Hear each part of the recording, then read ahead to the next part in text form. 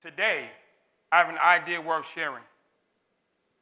This is an idea that I need you to embrace, feel, and take out into the world.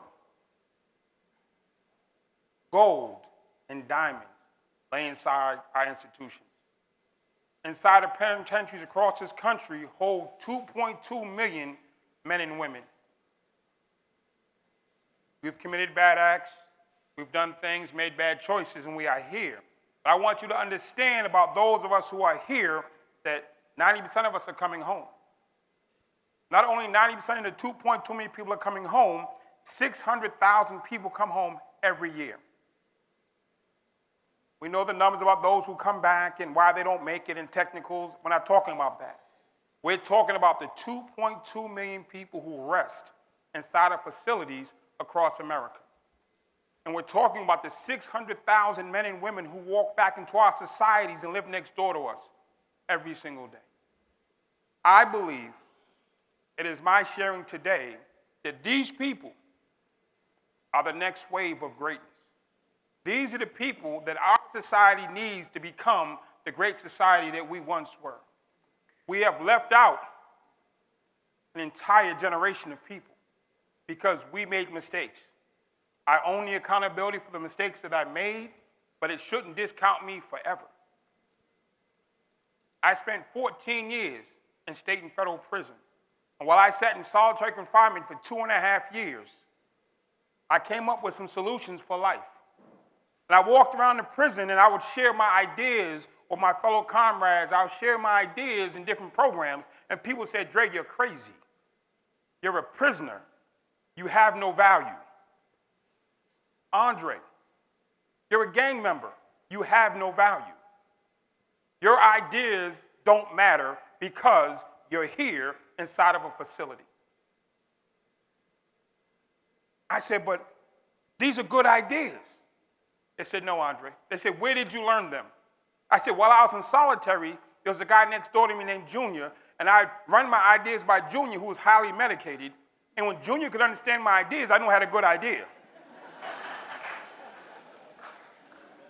They were like, "No, Andre, that works in solitary with a guy who's highly medicated. We're talking about world issues.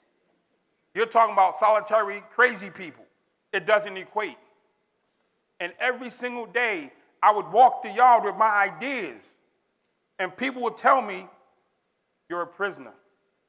You're a convicted felon. You're black. You're from the hood. You're from a public school. You're a castaway." I said, "But these ideas work." And nobody would believe me. Then I ran into a GED teacher. We love teachers. And I told her my idea, wanting to go to Harvard University, and she said, "That's a great idea, Andre. I think you should do it." It was the first person who believed in my idea, not of sitting in penitentiary with 105 years. I said, "I want to go to Harvard." She heard the greatness. She didn't hear the fall. She said, "Rise to your greatness. Don't sink to your worst mistake or decision." And I started going, and I got my GED. I went to the law library. I said, "I want to go home. Teach me the law." Nobody told me I was a high school dropout. They taught me the law. I went to anger management programs that the facility offered. And lo and behold, I started working on me. And I still would come out to the yard, and they would tell me, "Andre, your ideas don't work because you're a prisoner. You're a throwaway.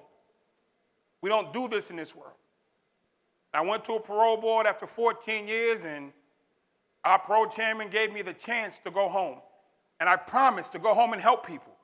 I stood before the board and I said, "I promise, if you give me this opportunity, I will go home and I will commit my life to helping people."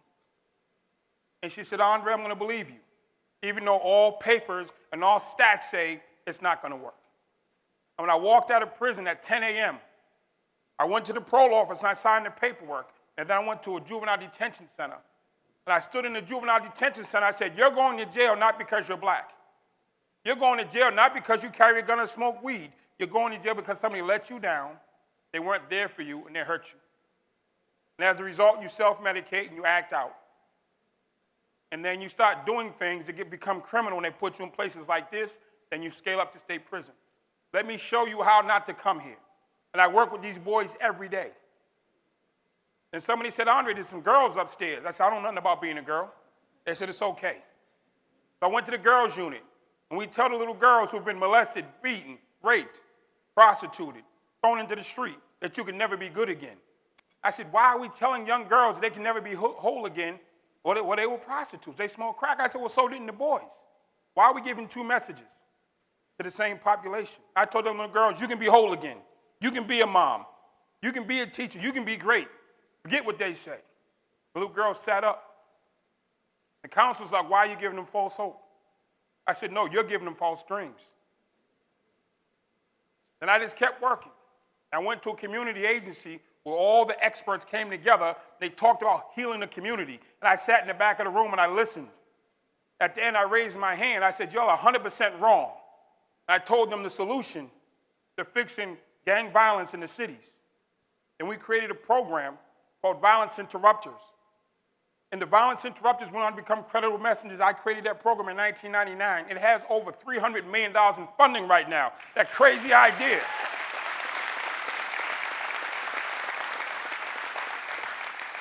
See, the guy that walked the yard with the crazy idea created a program that saved thousands of lives. Then I sat at a table with some other folks, and there was a president of the United States who wanted to help in battled cities. So we created another program called the Office of Faith-Based and Community Initiatives, which was to fund inner-city churches to do the work because they're already doing it. Again, that little crazy kid who walked the yard with all these stupid ideas created a national program that the president signed off on.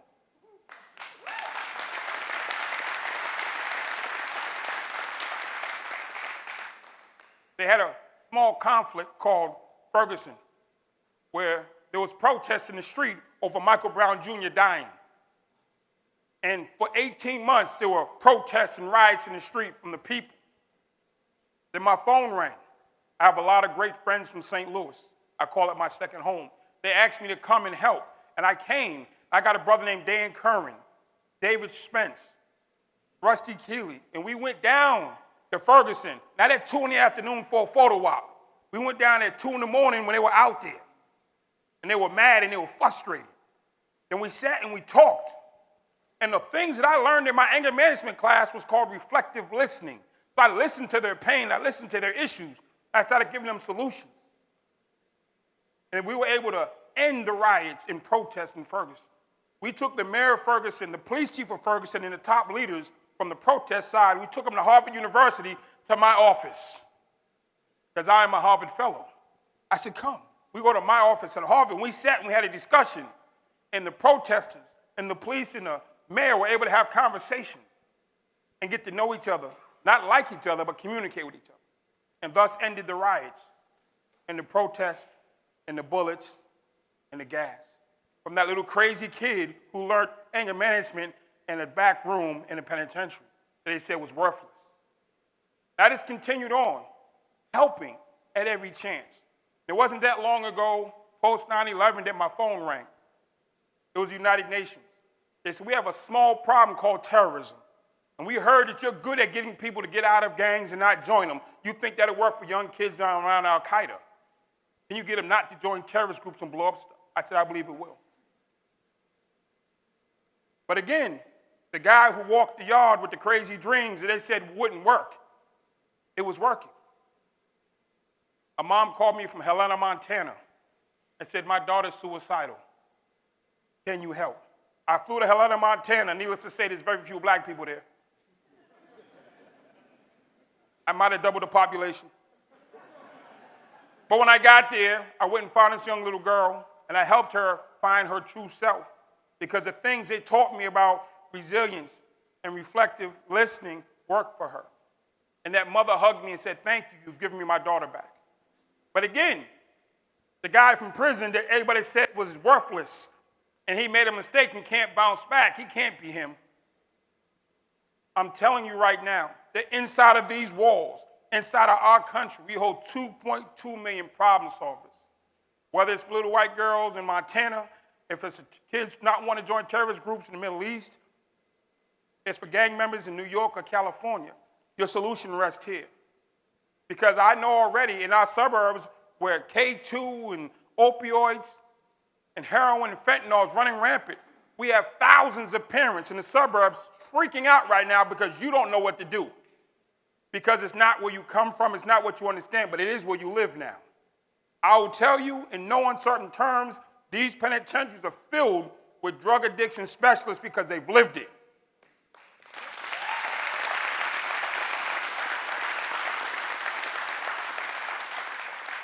You don't need telehealth. You don't need some curriculum. You need somebody who's lived it and understands it fully. And when they come out there to talk to your kids, they can bring them the peace and the understanding that they need to transition out of their addiction and into their greatness.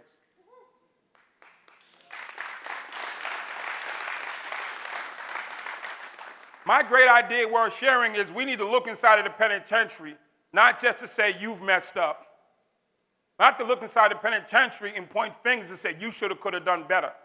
Let's look inside the penitentiary and say these are people that can make America great again. These are people that can make people do better. These are people who can lift up our nation to a place that it hasn't been in a long time. Connected, united, on one page. I have a friend, Joe Polish, who owns a company called Genius Network. He believes that life gives to the giver, and we can't punish pain out of people. We can't punish people into a better space. We have to love them into a better space. They say, what love got to do with it? I am standing here I can't say the word. I'm standing here because love had everything to do with it. Personification. Listen, I mess up. I can't say the word. I said it when I was offline just now, but I got it. Listen, I ain't perfect. This ain't perfect. We ain't perfect, but we're still the best nation on the planet.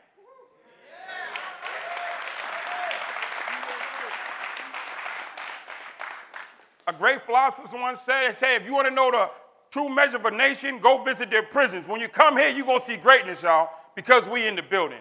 If you come to our prisons, we're in here. This is where I come. I'm not an accident. This is what happens when people who love us show up and show out.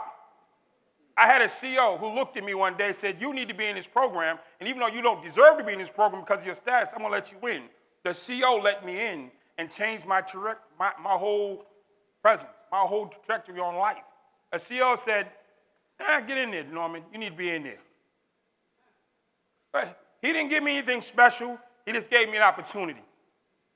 What we need in here is an opportunity for all you people who are watching around the world saying, what do we do with these 2 million people? You give them an opportunity. And let us rise or fall based on our accountability and where we want to be in the world. I am just one of 2.2 million inside. I am not the only one. There are thousands and hundreds of thousands of people who are ready to help our nation, to help our people who are in need, who are struggling with addiction, who are struggling with depression, who are struggling, period. And then we have our workforce. Everybody across the nation has a workforce staff shortage, including corrections. Your workforce is sitting before you. If you give us the technology and the training, then we can actually come out and perform the services that you need. Right now, there's a company called Securus that gives us tablets. And on these tablets, we have technology. We can reach out and do trainings. I'm tired of movies. Let's get some training on these things. We can teach people how to level up.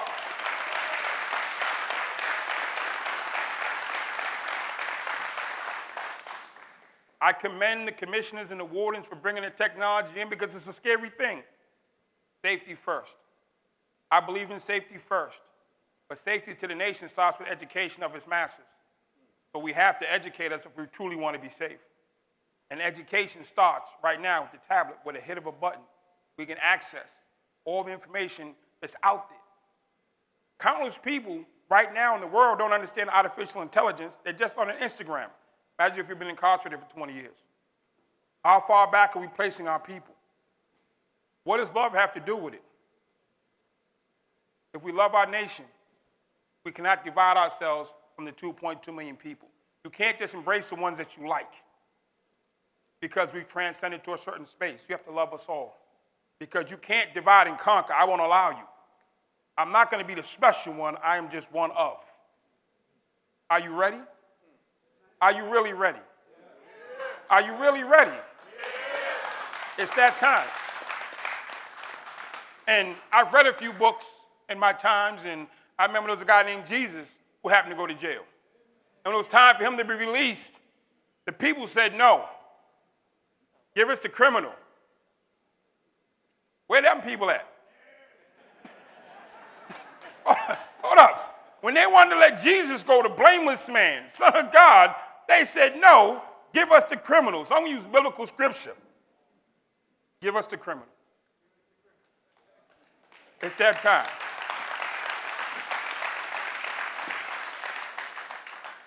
Ladies and gentlemen, you did not gather in front of this tube, in front of these spaces and places for entertainment. You came here because you're looking for a fix. You're looking for an opportunity to make things better. And my great idea worth sharing is that through prison outreach, through prison fellowship, through prison education, the solution is sitting amongst us. We have to support those of us who are here. And people often say to me, Dre, well, how do we make better prisoners? You make better staff. So invest in the staff, invest in the staffing, and then they'll help us be better. Because without Robert Henderson, I don't stand here. Or excuse me, C.O. Henderson. Without Patrick Dempsey, who was a Catholic volunteer and the best man at my wedding, I don't stand here.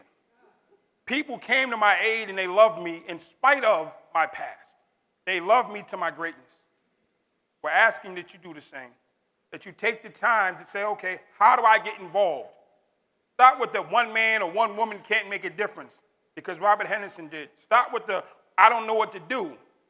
Google's out there. And the man gave you my website. If you don't know what to do, call me. I will take the call. It wasn't that long ago that we were just stuck at a crossroads and George Floyd died. Every white friend I had in America called my phone and said, Andre, I don't know what to do. And I took those calls. My friends were like, Dre, why are you taking these calls, man? They did us wrong. I said, we've been waiting 400 years for this phone to ring for this conversation. And I'm taking a damn call.